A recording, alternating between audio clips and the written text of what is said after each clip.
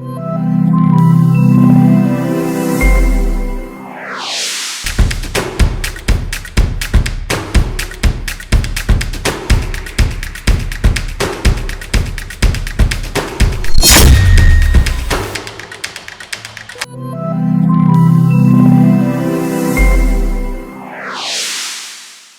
Evening అండి, welcome to minds academy. ఇది మన అకాడమీ.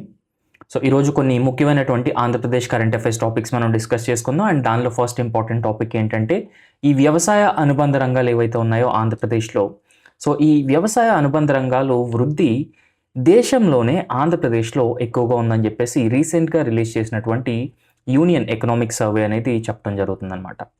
సో దీనిలో ముఖ్యంగా ఎంత గ్రోత్ రేట్ నమోదు చేసింది అనే విషయాన్ని మనం ఒకసారి చూసుకుంటే ఇది ఎగ్జామ్ పాయింట్ ఆఫ్ వ్యూలో చాలా ఇంపార్టెంట్ అనమాట.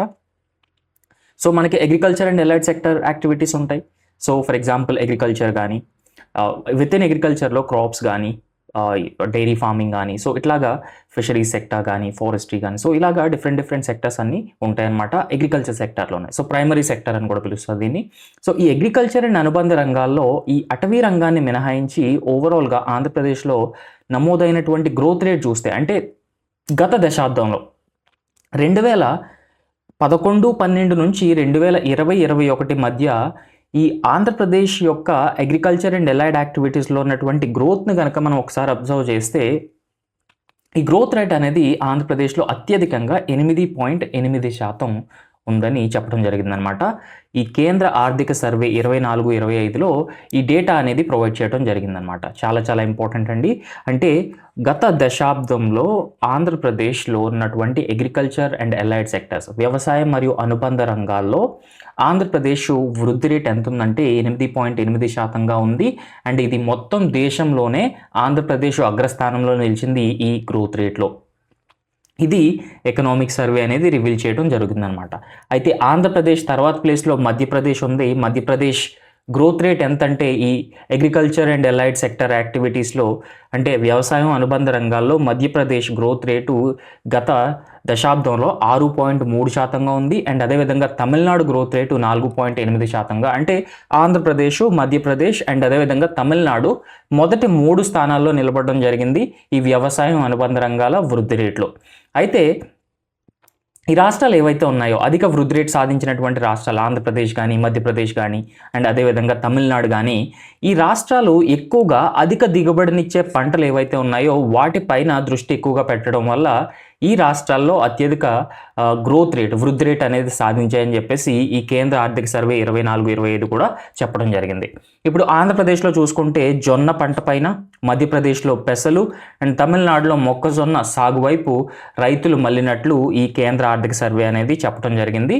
అండ్ ఇది ఒక రీజను ఈ ఆంధ్రప్రదేశ్లో వ్యవసాయం మరియు అనుబంధ రంగాల్లో ఈ అటవీ రంగాన్ని మినహాయించి ఈ అత్యధిక గ్రోత్ రేట్, అంటే 8.8% గ్రోత్ రేట్ సాధించడానికి ఇది కూడా ఒక ప్రధానమైన కారణం అని చెప్పేసి ఎకనామిక్ సర్వే చెప్పడం జరిగిందనమాట. అయితే ఆంధ్రప్రదేశ్లోనే కాకుండా మిగిలిన రాష్ట్రాల్లో కూడా కౌలు రైతులు అనేవాళ్ళు ఉంటారనమాట. ఈ కౌలు రైతులు అనేవాళ్ళు ఎవరైతే ఉన్నారో వాళ్ళు సన్న మరియు చిన్నకారు రైతులు, లేదంటే భూమి లేనటువంటి రైతులు అనమాట. ఈ కౌలు రైతులు ముఖ్యంగా ప్రభుత్వాలు ఆదుకోవాల్సిన అవసరం ఉంది. అండ్ ఈ కౌలుదారుల సంక్షేమం కోసం కేరళ ప్రభుత్వం ఒక వినూత్న విధానాన్ని కూడా తీసుకుని వచ్చింది. అండ్ అదే వినూత్న విధానాన్ని కూడా అవలంబిస్తూ వస్తుందన్నమాట. అయితే ఈ పేద రైతులకు, ముఖ్యంగా ఎవరైతే హార్టికల్చర్ క్రాప్స్ కల్టివేట్ చేస్తారో, అంటే ఉద్యాన పంటలు సాగు చేస్తారో, ఈ ఉద్యాన పంటలు సాగు చేసేటువంటి పేద రైతులకు అవి ఎంతో ప్రయోజనకరంగా ఉంటాయని చెప్పేసి కూడా ఈ సామాజిక ఆర్థిక సర్వే 24-25 క్లియర్గా చెప్పడం జరిగిందనమాట. ఎందుకంటే ఈ ఉద్యాన పంటలు ఏవైతే ఉన్నాయో అవి ఎక్కువ వాల్యూ, ఎక్కువ డిమాండ్ ఉన్నటువంటి క్రాప్స్ అనమాట మార్కెట్లో. ఎప్పుడైతే ఎక్కువ వాల్యూ, ఎక్కువ డిమాండ్ అనేది ఉంటుందో రైతులకి ఖచ్చితంగా అధిక ఆదాయం సంపాదించడానికి కూడా ఛాన్సెస్ ఉంటాయన్నమాట. మనం ఇప్పుడు సెంట్రల్ లెవెల్లో చూసుకుంటే కేంద్ర ప్రభుత్వం రైతుల ఆదాయాన్ని డబుల్ చేయాలి, డబులింగ్ ఫార్మర్స్ ఇన్కమ్, దానికోసం ఒక కమిటీని కూడా ఏర్పాటు చేయడం జరిగింది. ఆ కమిటీ ఏంటంటే అశోక్ దాల్వాయ్ కమిటీ అనమాట. సో ఈ Ashok Dalwai committee on doubling farmers income, అంటే కేంద్ర ప్రభుత్వానికి ఒక లక్ష్యం అనమాట, రైతుల ఆదాయాన్ని పెంచాలి అనే ఉద్దేశంతో. అయితే ఈ ఉద్యాన పంటలకు మళ్ళటం వల్ల ఖచ్చితంగా రైతుల ఆదాయం అనేది డబుల్ అవుతుందని చెప్పేసి ఈ సామాజిక ఆర్థిక సర్వే 24-25 క్లియర్గా చెప్పడం జరిగింది. అయితే 2016లో నీతి ఆయోగ్ ఏదైతే ఉందో 2016లో భూ యజమానుల హక్కులకు భంగం వాటిల్లకుండా ఈ 2016 సంవత్సరంలో నీతి Aayog model agricultural land leasing చట్టం అనేది తీసుకురావడం జరిగిందనమాట. ఈ మోడల్ అగ్రికల్చర్ ల్యాండ్ లీజింగ్ చట్టం అంటే ఏంటంటే ఎవరైతే భూ యజమానులు ఉంటారో ఆ భూ యజమానులు వాళ్ళ దగ్గర ఉన్నటువంటి భూమిని సాగులో పెట్టకపోతే వాళ్ళు కౌలుదారులకు ఈ భూమిని అనేది ఇచ్చేస్తారనమాట. అంటే కౌలుకి భూమి ఇస్తారనమాట. సో ఈ model agricultural land leasing act ఏదైతే ఉందో ఇది దేశానికి అంతటికీ కూడా ఒక రకంగా మోడల్ ల్యాండ్ లీజింగ్ యాక్ట్ లాగా పనిచేస్తుందన్నమాట. అండ్ దీన్ని మోడల్గా తీసుకొని రాష్ట్రాల్లో కూడా కేవలం రాష్ట్రాల్లో కూడా ఒక రకంగా ఈ ల్యాండ్ లీజింగ్ చట్టాలు అనేవి అమలు చేస్తూ ఉంటారనమాట. అయితే ఈ మోడల్ అగ్రికల్చర్ ల్యాండ్ లీజింగ్ చట్టం అనేది భూ యజమానులకు అండ్ అదేవిధంగా కౌలుదారులకు వాళ్ళ హక్కులకు భంగం కలగకుండా ఈ మోడల్ అగ్రికల్చర్ ల్యాండ్ లీజింగ్ చట్టం అనేది 2016లో డిజైన్ చేయడం జరిగింది. అండ్ అదే సంవత్సరంలో కూడా తీసుకురావడం జరిగింది సెంట్రల్ గవర్నమెంట్. ఎప్పుడైతే ఈ model agriculture land leasing act అనేది తీసుకుని వచ్చిందో కేంద్ర ప్రభుత్వం, ఆంధ్రప్రదేశ్ కానీ లేదంటే ఒడిశాలో కానీ దీన్ని బేస్ చేసుకొని కౌలుదారుల చట్టాలను కూడా తీసుకురావడం జరిగింది. కౌలుదారులు ఎవరైతే ఉన్నారో వాళ్ళ హక్కులను గుర్తించడం అండ్ ఈ కౌలుదారులకి వ్యవసాయ బీమా కానీ లేదంటే ఇన్స్టిట్యూషనల్ క్రెడిట్ అంటే లోన్లు, వ్యవస్థాగత లోన్లు ఇవ్వడం కానీ ఇట్లాంటి కార్యక్రమాలన్నీ ఈ చట్టాలు తీసుకుని వచ్చి ఆంధ్రప్రదేశ్, ఒడిశా లాంటి స్టేట్స్లో ఇంప్లిమెంట్ చేశారనమాట. బట్ వీటన్నిటితో పోల్చుకుంటే ఈ కేరళ విధానం ఏదైతే ఉందో అంటే కేరళలో ఇంప్లిమెంట్ చేస్తున్నటువంటి ఈ అగ్రికల్చర్ ల్యాండ్ లీజింగ్ యాక్ట్ ఏదైతే ఉందో సో అది రైతులకి చాలా ఎక్కువ ప్రయోజనకరంగా ఉందని చెప్పేసి కూడా ఈ సామాజిక ఆర్థిక సర్వే 24-25 చెప్పడం జరిగిందనమాట. రైట్. సో ఇందులో ఈ లీజుకు తీసుకునే రైతులు ఎవరైతే ఉంటారో, కౌలు రైతులు ఎవరైతే అంటే భూమిని లీజుకు తీసుకునే కౌలు రైతులు ఎవరైతే ఉంటారో వారిలో 85% తక్కువ ఆదాయానికి చెందిన వారే ఉన్నారని చెప్పేసి కూడా ఈ సామాజిక ఆర్థిక సర్వే 24-25 చెప్పడం జరిగిందనమాట. సో తక్కువ ఆదాయం వర్గానికి చెందిన రైతులు ఈ లీజ్కి ల్యాండ్ తీసుకున్నప్పుడు సో వాళ్ళని ప్రొటెక్ట్ చేయాల్సిన అవసరం ఉంటుంది. అండ్ అదేవిధంగా వాళ్ళతో పాటు ఈ భూ యజమానుల హక్కులను కూడా ప్రొటెక్ట్ చేయాల్సిన అవసరం ఉంటుంది అనమాట. అయితే ఆంధ్రప్రదేశ్, ఒడిశా లాంటి స్టేట్లో ఇవి తీసుకుని వచ్చినా సరే ఇవి అంత సక్సెస్ఫుల్ కాదు.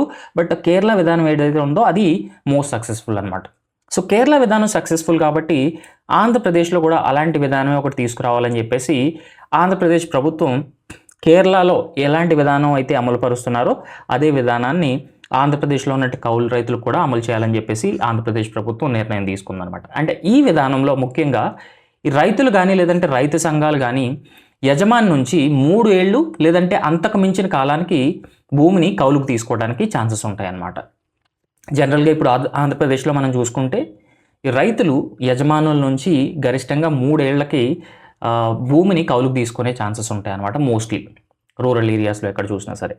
బట్ రైతులు కానీ లేదంటే కొంతమంది రైతులు ఒక గ్రూప్గా ఫామ్ అయ్యి లేదంటే ఒక రైతు సంఘంగా ఫామ్ అయ్యి యజమాని నుంచి 3 ఏళ్ళు లేదంటే అంతకంటే ఎక్కువ కాలానికి కూడా భూమిని కౌలుకు తీసుకునే ఛాన్సెస్. ఎందుకంటే ఎక్కువ కాలానికి భూమిని లీజుగా తీసుకున్నప్పుడు ఈ రైతులు ఎవరైతే ఉంటారో లేదంటే రైతు సంఘాలు ఎవరైతే ఉంటారో వాళ్ళు ఆ భూమి పైన మంచిగా ఇన్వెస్ట్ చేస్తారనమాట. సో ఇన్వెస్ట్ చేయడం వల్ల ప్రొడక్టివిటీ కూడా ఎక్కువగా ఉంటుందన్నమాట. అయితే 1872లో భారత్ కాంట్రాక్ట్ చట్టం కింద ఇవి ఒప్పందం చేసుకుంటాయి.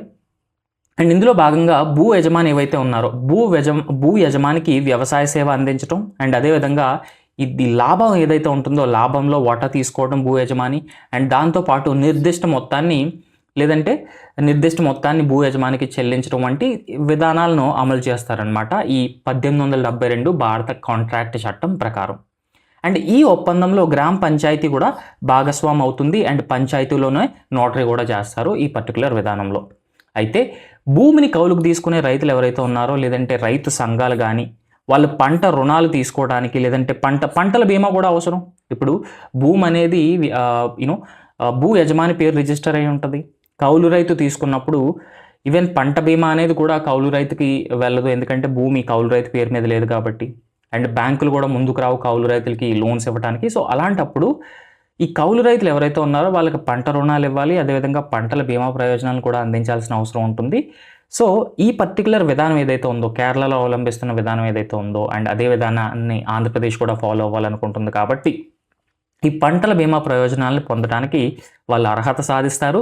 అండ్ దాంతోపాటు భూమిని 3 నుంచి 5 ఏళ్ల కాలానికి కౌలు తీసుకోవడంతో ఈ ఉద్యాన పంటల సాగు ఏదైతే ఉందో అది కూడా చేపడతారనమాట. మనం ఆల్రెడీ డిస్కస్ చేసుకున్నాం. ఈ సామాజిక ఆర్థిక సర్వే 24-25 ప్రకారం ఈ ఉద్యాన పంటలు సాగు చేస్తున్న రైతులు ఎవరైతే ఉన్నారో వాళ్ళు అత్యధిక ఆదాయాన్ని ఆర్జిస్తున్నారు. అందువల్ల ఈ వ్యవసాయం మరియు అగ్రికల్చర్ అండ్ అలైడ్ సెక్టర్ యాక్టివిటీస్లో గ్రోత్ రేట్ కూడా బాగా ఎక్కువగా ఉందని చెప్పేసి సామాజిక ఆర్థిక సర్వే చెప్పిందనమాట. ఎప్పుడైతే ఈ విధానం ఏదైతే ఉందో అంటే ఈ మోడల్ ల్యాండ్ లీజింగ్ యాక్ట్ ఏదైతే ఉందో, మోడల్ ల్యాండ్ లీజింగ్ యాక్ట్ ప్రకారం రైతులు లీజుకి ఆ భూమిని తీసుకొని దాన్ని ఎక్కువ సంవత్సరాలు ఉద్యాన పంటలు సాగు చేసినప్పుడు ఖచ్చితంగా రైతులకు ఆదాయం కూడా పెరగడానికి ఎక్కువ ఛాన్సెస్ ఉంటాయన్నమాట. అదే విధానాన్ని ఆంధ్రప్రదేశ్లో కూడా అవలంబించాలని ఆంధ్రప్రదేశ్ ప్రభుత్వం నిర్ణయం తీసుకుంది. అండ్ దాంతోపాటు పశు సంతతి పరిశీలనలో అండ్ ఈ పశు సంతతి పరిశీలన పథకం అమల్లో చిత్తూరు జిల్లాకు మొదటి స్థానం లభించిందనమాట. సో దీని గురించి కొన్ని మనం బ్రీఫ్గా డీటెయిల్స్ తెలుసుకునే ప్రయత్నం చేద్దాం. అండ్ ఇది కూడా ఇంపార్టెంట్ ఎగ్జామ్ పాయింట్ ఆఫ్ వ్యూలో. అండ్ ఇప్పుడు ఒకసారి మనం పరిశీలిస్తే దేశవ్యాప్తంగా ఈ పశు సంతతి అంటే లైవ్ స్టాక్ ఏదైతే ఉందో ఈ పశు సంతతి పరిశీలన పథకం, రైట్. సో ఈ పశు సంపత్తి పరిశీలన పథకం ఏదైతే ఉందో దాని అమలులో దేశవ్యాప్తంగా చిత్తూరు జిల్లా ప్రథమ స్థానంలో నిలిచిందనమాట. ఇది చాలా చాలా ఇంపార్టెంట్ క్వశ్చన్ అడిగే ఛాన్సెస్ ఉన్నాయి. అంటే ఈ దేశవ్యాప్తంగా పశు సంతతి పరిశీలన పథకం అమలులో ఆంధ్రప్రదేశ్లో ఏ జిల్లా ప్రథమ స్థానంలో నిలిచింది అంటే అది చిత్తూరు జిల్లా. అండ్ ఈ పథకం యొక్క ప్రధాన ఉద్దేశం ఏంటంటే జెర్సీ జాతి పశు సంతతి ఏదైతే ఉందో దాన్ని అభివృద్ధి చేయటం అండ్ దాంతోపాటు అధిక పాల దిగుబడినిచ్చే జన్యు సామర్థ్యం కలిగినటువంటి కోడిదూడల పునరుత్పత్తి ఈ పథకం యొక్క ప్రధాన లక్ష్యం అనమాట, రైట్. సో పశు సంతతి అభివృద్ధి లేదంటే అధిక పాల దిగుబడినిచ్చేటువంటి ఈ కోడిదూడల పునరుత్పత్తి వల్ల జనరల్గా ఏమవుతుందంటే ఆ రైతుల ఆదాయం కూడా పెరగడానికి ఎక్కువ అవకాశం ఉంటుందన్నమాట. ఎవరైతే డైరీ ఫార్మింగ్ చేస్తున్నారో వాళ్ళ ఆదాయం పెరగడానికి ఎక్కువగా అవకాశం ఉంటుంది. వాళ్ళ పేదరికం నుంచి బయటపడడానికి ఛాన్సెస్ ఉంటాయి. పాల లభ్యత అనేది పెరుగుతుంది. Per capital availability of milk అనేది కూడా దేశంలో పెరగడానికి ఎక్కువగా ఛాన్సెస్ ఉంటాయి. మనకి ఒకసారి ఈ వైట్ రెవల్యూషన్ అనేది చూస్తే ఈ వైట్ రెవల్యూషన్ అనేది పాల విప్లవం ఒక రకంగా కంప్లీట్గా ఈ per capital availability of milk ఏదైతే ఉందో దాన్ని కంప్లీట్గా రెవల్యూషనైజ్ చేసేసింది అనమాట ఇంతకుముందు ఉన్న దానిపైన కంపేర్ చేసుకుంటే. సో ఈ వైట్ రెవల్యూషన్ కూడా ఎవరు తీసుకుని వచ్చారంటే వర్గీస్ కురియన్ అనే ఒక వ్యక్తి తీసుకురావడం జరిగింది. ఇది చాలా చాలా ఇంపార్టెంట్. సో వైట్ రెవల్యూషన్ చాలామంది మహిళలను కానీ లేదంటే గ్రామీణ పేదలను కానీ ఈ పేదరికం నుంచి బయటపడేసింది. అండ్ దాంతోపాటు ఆదాయాలు కూడా సిగ్నిఫికెంట్గా పెరిగినాయి.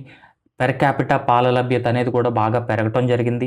అండ్ దాంతోపాటు ఈ రూరల్ అర్బన్ మైగ్రేషన్ ఏదైతే ఉందో ఆ రూరల్ అర్బన్ మైగ్రేషన్ కూడా సిగ్నిఫికెంట్గా అరెస్ట్ చేయటం జరిగింది.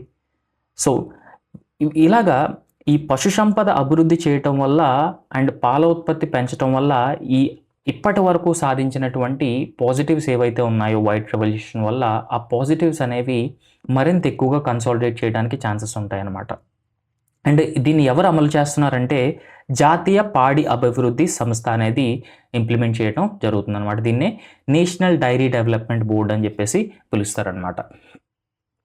అంటే జాతీయ పాడి అభివృద్ధి సంస్థ నిధులతో 2013 నుండి చిత్తూరు జిల్లాలో ఈ పథకం అనేది అమలు చేయడం జరుగుతుందన్నమాట. దాంతోపాటు 2025-26 ఆర్థిక సంవత్సరానికి సంబంధించి దేశవ్యాప్తంగా ఉన్నటువంటి గణాంకాలు అనేవి పరిశీలిస్తే చిత్తూరు జిల్లా 96.4% మార్కులు సాధించి దేశవ్యాప్తంగా ఈ పథకం అమల్లో మొదటి స్థానంలో నిలబడడం కూడా జరిగిందనమాట. అయితే దీనిలో మార్కులు ఇవ్వటంలో పరిశీలించిన అంశాలు ఏంటంటే పశువుల ఎంపిక అండ్ అదేవిధంగా పేదోడల పునరుత్పత్తి, పాల దిగుబడుల నమోదు అండ్ అదేవిధంగా ఈ పేదోడలు ఏవైతే ఉన్నాయో వాటి ప్రదర్శన, కోడెదూడల ఎంపిక. సో ఇలాంటి అంశాలలో ఉత్తమ ప్రతిభ ఏ జిల్లాలు అయితే కనబరిచాయో ఆ జిల్లాలన్నింటికీ కూడా మంచి ర్యాంక్ ఇవ్వడం జరిగింది. వీటన్నిటిలో కూడా చిత్తూరు జిల్లా మంచి ప్రతిభ కనబరచడం వల్ల దానికి ఫస్ట్ ర్యాంక్ అనేది ఇవ్వటం జరిగిందనమాట. అండ్ అదేవిధంగా రాష్ట్ర పశు గణనాభివృద్ధి సంస్థ CEO ఆల్రెడీ ఈ నేషనల్ డైరీ డెవలప్మెంట్ బోర్డ్ అధికారుల నుంచి ఈ ఫస్ట్ ర్యాంక్ సాధించినందుకు చిత్తూరు జిల్లాకి అవార్డు కూడా అందుకోవడం జరిగిందనమాట. సో దట్స్ ఆల్ అండి for today and thank you so much.